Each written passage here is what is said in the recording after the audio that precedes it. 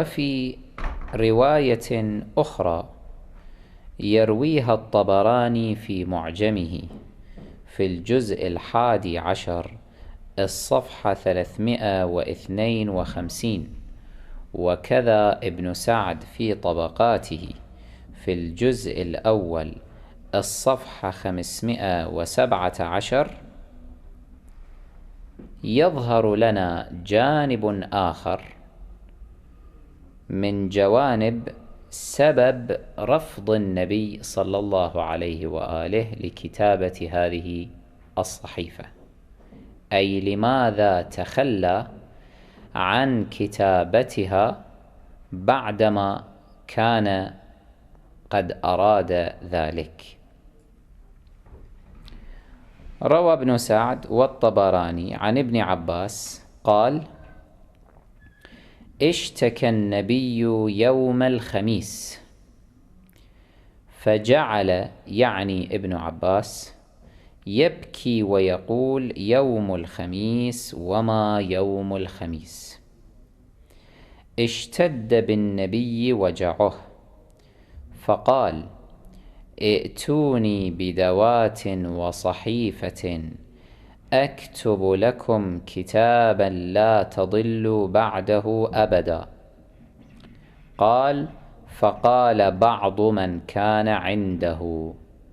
وهذه طبعا عبارة يموهون بها على اسم القائل الحقيقي، وهو عمر بن الخطاب، كما صرحت الروايات الأخرى في المقام والتي ذكرناها سابقا.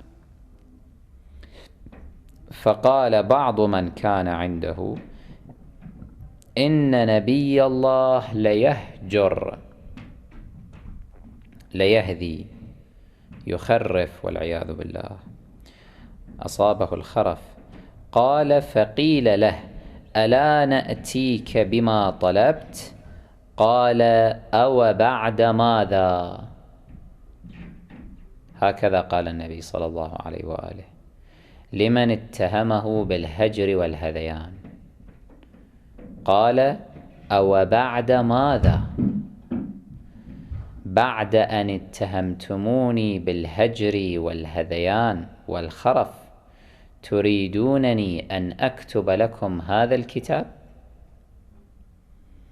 هذا التصرف لو قمت به لما كان عقلانيا، لأنكم إذ تجرأتم على أن تتهموني في حياتي بالهجر والهذيان فإنكم لن تتورعوا عن ذلك بعد وفاتي، فيكون ذلك الكتاب الذي سأكتبه مطعونا فيه من قبلكم، من قبل عمر بن الخطاب وحزبه، على أساس أنه صدر من النبي في حالة فقدانه للوعي، لم يكن النبي آنذاك في كامل قواه العقلية.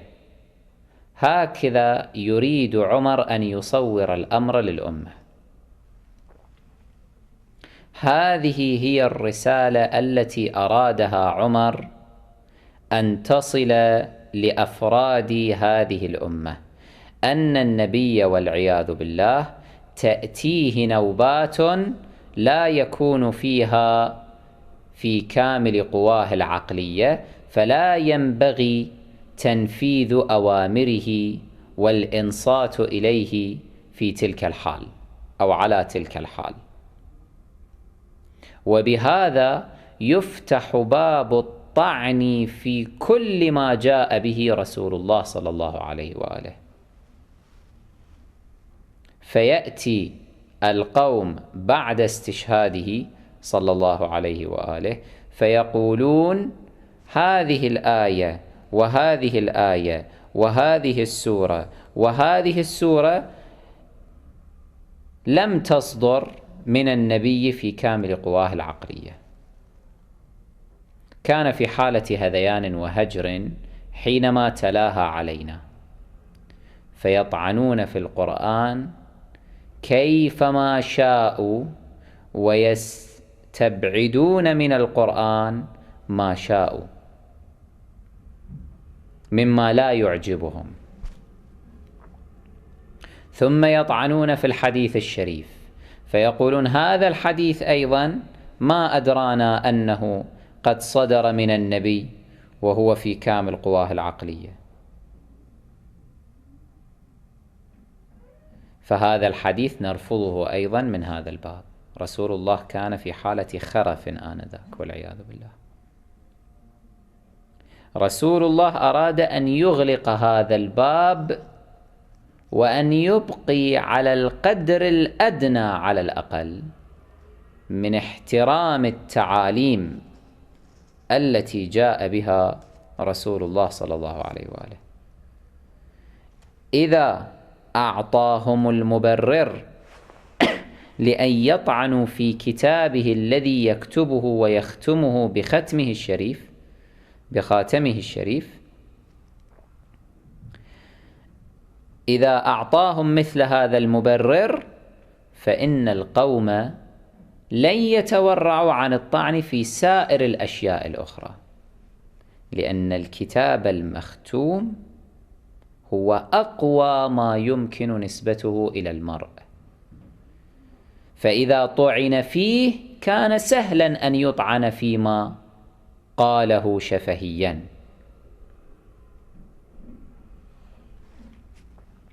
فرسول الله صلى الله عليه وآله إذ علم أن القوم في محضره الشريف وفي حياته قالوا إن نبي الله ليهجر، امتنع بعد ذلك عن كتابة الكتاب.